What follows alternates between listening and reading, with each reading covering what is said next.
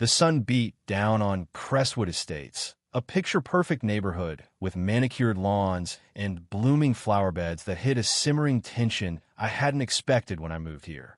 My name's Ethan Caldwell, a retired Navy officer who now leads a volunteer rescue unit made up mostly of veterans who've seen more than their fair share of battles. We'd settled in Crestwood for its spacious community center, thinking the pool would be perfect for low-impact therapy sessions to help my team heal physically and mentally. But I hadn't counted on someone like Margaret Hensley, the HOA's self-appointed enforcer, who'd turn our quiet plan into a full-blown war. It started the moment I stepped onto the pool deck. Margaret, arms crossed, her polished nails catching the sunlight, blocked my path. "You're putting those disabled veterans in danger," she snapped, her voice dripping with disdain. "I want them out of our pool nowhere. I'll handle it myself." I froze, stunned by the venom in her words. Behind me, my team men and women with prosthetics, canes, and in VY Cybele scars from combat stood, ready for their session. I'd never met anyone so openly hostile in such a serene place. I kept my cool, Navy discipline kicking in. "These vets are residents, Margaret. Half of us live here, including me. We've cleared everything with the HOA for therapy sessions." Her eyes narrowed, clearly not used to pushback. "I'm on the board," she said, as if that gave her the keys to the kingdom. "This pool's for residents, not your rehab circus." The way she sneered at the wheelchairs and crutches made my blood boil, but I held it together. "You're wrong if you think you can kick out people who belong here," I said firmly. "We're not breaking any rules. Step aside." Margaret's face twitched with fury, but she backed off, muttering, "This isn't over." She stormed away, Leah VYing a knot of unease in my gut. My team looked to me, some with worry, others with defiance. They'd fought for their country, lost limbs, carried PTSD, and now some HOA tyrant wanted to rob them of the one thing that brought relief, the gentle support of water therapy. We pressed on, holding sessions 3 mornings a week when the pool was quiet. The veterans stretched, bonded, and found moments of peace until I started noticing Margaret lurking. She'd hover behind hedges, whispering to neighbors, her disapproval practically a levying thing. Weeks later, at an HOA meeting, she tried again. Sitting across from me, her lips pursed tight, she ranted to the board president, Harold Vance, about outsiders turning the pool into a military spectacle. I slid our documentation across the table, pro-VYing every vet was either a resident or family. Harold, a soft-spoken guy in his 60s, admitted we weren't breaking rules. Margaret's face turned beet red, and she stormed out, ignoring Harold's pleas to calm down. That's when things got weird.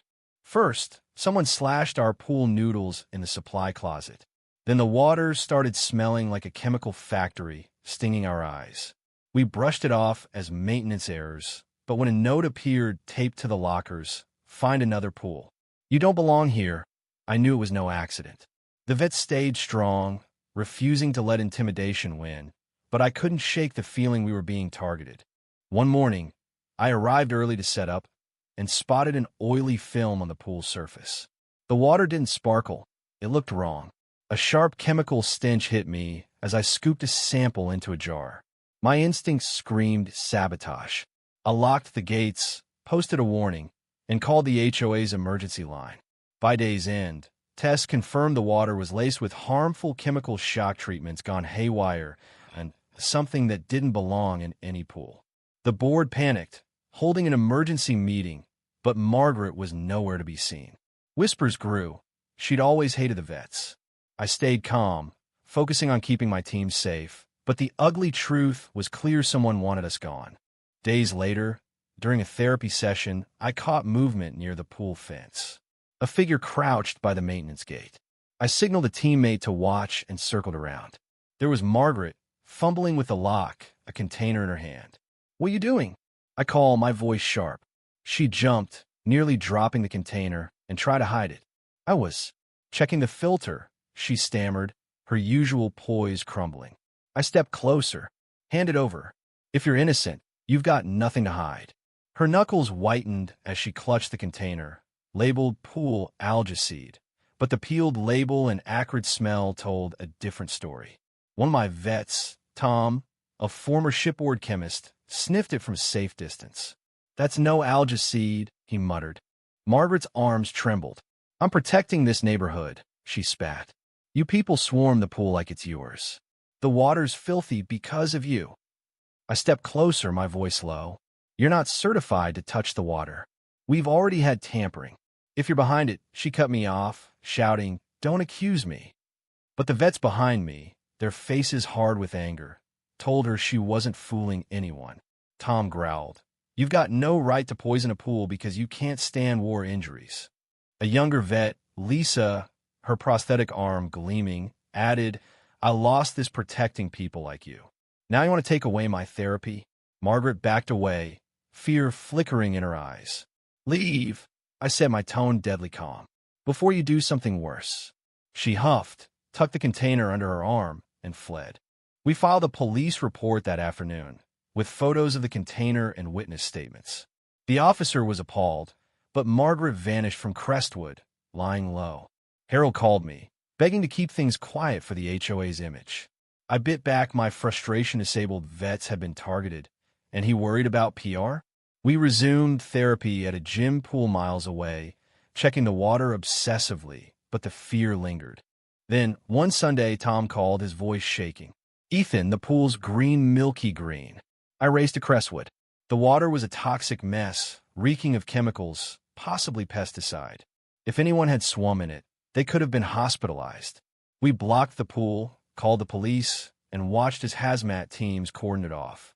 Footprints near the filter system matched earlier ones, and a lock was tampered with again. Suspicion fell on Margaret, but we needed proof. The next morning, police searched her property and found containers matching the pool's contaminants. She'd fled, neighbors saying she'd packed a car and vanished. Anger and betrayal churned inside me. This wasn't just harassment, it was reckless endangerment. Then, a block number called. "Stop your sessions," a shaky voice hissed. "You think you're untouchable, Navy guy? I'll prove you're not." My heart pounded. "Margaret," I said. She laughed, bitter and hollow. "I'm protecting this community from imposters who ruin it." I snapped. "You nearly poisoned people. That's not protection." She hung up. I reported it immediately, her threat echoing in my mind. Weeks later, a neighbor spotted her near the contaminated pool. By the time we got there, she was gone, but the sighting felt ominous. Then, a fire broke out in the pool's filter shed. My unit sprang into action, ensuring no one was hurt as firefighters doused the flames. The shed was destroyed, the air thick with burnt plastic. Footprints and forced entry pointed to Margaret. That night, my team debated Leah VYing Crestwood, but we refused to let fear win. 2 nights later, an alarm blared from the community center. Smoke and a chemical stench filled the air. Neighbors with flashlights spotted a figure fleeing Margaret. I chased her with 2 vets, cornering her in the trees.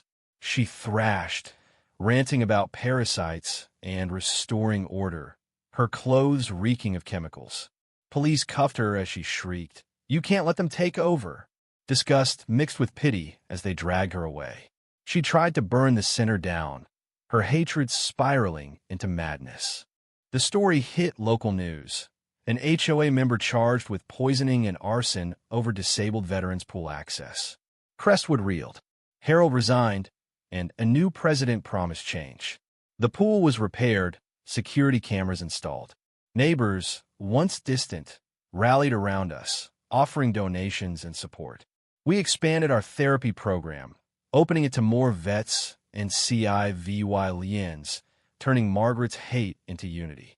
At the pool's reopening, veterans cut the ribbon, a plaque honoring their resilience. Laughter filled the air at a community barbecue, the water shimmering clean. Tom and I stood by the pool later, reflecting. "Who'd have thought we'd chase down a saboteur?" He chuckled. I smiled. "Fate's funny, but I'd rather catch criminals than let them ruin lives." Margaret's trial was a spectacle. Overwhelming EVY-densic chemicals, footage, threats led to guilty verdicts for endangerment and arson. Neighbors struggled to reconcile the polished HOA leader with the VY Gilani who'd risked lives.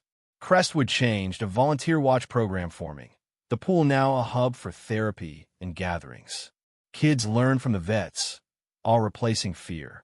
As summer returned, I stood by the pool, the water a symbol of triumph. A neighbor, no longer HOA president, thanked me.